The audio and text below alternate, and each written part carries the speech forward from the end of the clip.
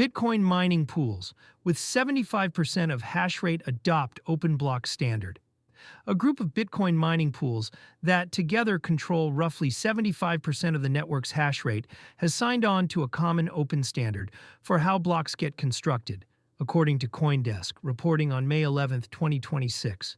The move targets one of the quieter levers of control in Bitcoin. Which transactions end up in the next block, and who decides? Block construction is the step where a mining pool, or a miner, assembles a candidate block from the mempool and ships it to the hashing hardware.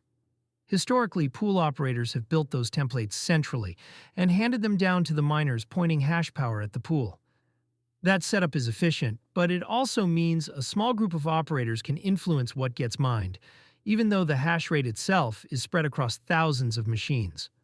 The control that hides behind the hashrate share Bitcoin's decentralization is usually measured in hashrate distribution, but template construction has long sat upstream of that number. A pool with 20% of hashrate is not just one of 5 votes on what the chain looks like, it is one of 5 entities directly choosing which transactions ride in 20% of blocks. Regulators and transaction screening services have leaned on that fact in the past, pressuring operators rather than miners. An open standard pushes that decision back toward the individual miner. Instead of accepting a template handed down from the pool, miners running a compliant client can build their own block from the public mempool and only use the pool for payout coordination and variance smoothing. A 75% threshold matters more than it sounds. Reaching 3/4 of network hash rate is the difference between a niche protocol upgrade and a default. Once the largest pools support a common standard, the cost of running miners on top of it drops sharply, and the holdouts have a harder time justifying a bespoke setup. It also affects how plausibly anyone can argue that Bitcoin's base layer is filterable. A single pool can be served a subpoena or asked to drop certain transaction types. A network where 75% of hash rate accepts blocks built by the miners themselves is a much harder target.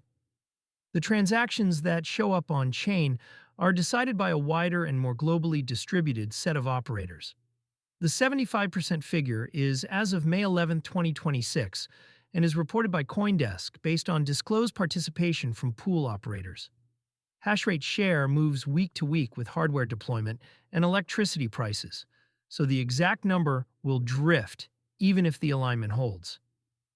2 friction points to watch: pool operators do not lose all their leverage. Payouts, variance smoothing, and customer support still run through them, and pools that build templates well, including extracting maximum fee revenue, can still offer that service to miners who want it. The standard is closer to an opt-out than a mandate. Miners who want to delegate template construction can keep doing so. Miners who want to build their own get a clean interface to do it. 2 areas of friction look likely. Fee revenue matters more in 2026 than it did a cycle ago, and template building is now a meaningful optimization problem. Miners building their own blocks may capture slightly less fee revenue per block than a pool with a tuned template engine. Pool operators will need to decide whether to expose tools to help solo template builders or compete on template quality. The second area is regulation. Sanctions and consumer protection regimes were drafted assuming someone, somewhere, was choosing which transactions made it into a block. Pushing that decision to the miner, who may be physically distributed across dozens of jurisdictions, complicates any rulemaking that targets a central operator.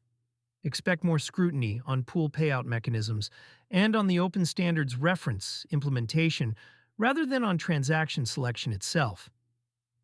The story is decentralization, not throughput. The change does not raise Bitcoin's block size, lower fees, or speed up confirmations.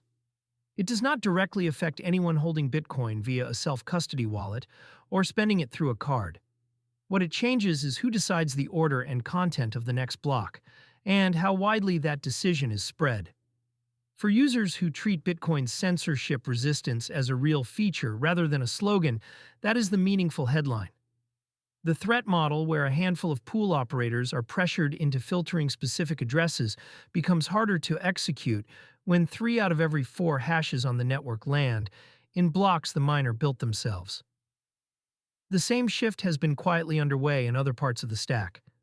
Treasury and reserve-style entities have grown alongside it. JP Morgan recently projected another $30 of Bitcoin buying from one corporate buyer through 2026, and U.S. government balances have grown by more than $4 since April, which makes the question of who controls inclusion in the next block less theoretical and more financially loaded.